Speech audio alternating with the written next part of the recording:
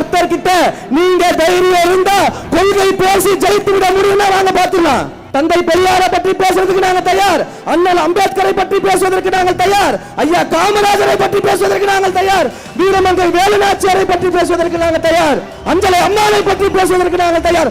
கொள்கை பேசுவதற்கு நாங்கள் தயார். நீங்க தயாரா? சும்மா வந்து எதையாவது மேடை கிடைச்சிச்சு மைக்கு கிடைச்சிட்டு பேசிக்கிட்டே இருக்க கூடாது. வாங்க கருத்தியல் ரீதியா மோதி பார்த்துருவோம், கொள்கை ரீதியா மோதி பார்த்துருவோம். எல்லாத்துக்கும் நாங்க தயாரா தான் வந்திருக்கிறோம். எல்லாத்துக்கும் நாங்க தயாரா தான் வந்திருக்கோம். இப்படிப்பட்ட பேச்சுகளை விட்டுட்டு இப்பதான் நிர்வாகத்தை சீரமைச்சிட்டு இருக்கோம்னு தெரியும் பொழுது நாங்க கேள்வி கேட்போம், நாங்க கேள்வி கேட்போம், கேள்வி கேட்டுக்கிட்டே இருங்க. நீங்க கேள்வி கேட்க கேட்கதான் உங்கள் சாயம் வெளுத்து இன்னும் மேலும் மேலும் மேலும் எங்கள் முதல்வருக்கு மக்களுடைய ஆதரவு பெருகி கொண்டிருக்கிறது.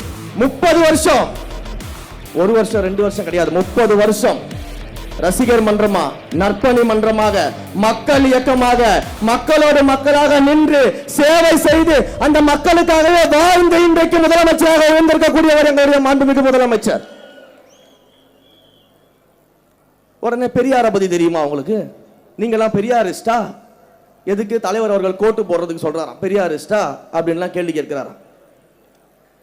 உண்மையிலேயே பெரியாரிஸ்ட்னா யார் தெரியுமா? தந்தை பெரியார் அவர்கள் யாருன்னு தெரியுமா? தந்தை பெரியார் அவர்களுடைய துணைவியார் யாரு தெரியுமா? அவங்க இந்த மதுபான கடைகளுக்கு எதிராகவும் கள்ளுக்கடைகளுக்கு எதிராகவும் எப்பேற்பட்ட போராட்டத்தை முன்னிறுத்தியவர் உங்களுக்கு தெரியுமா?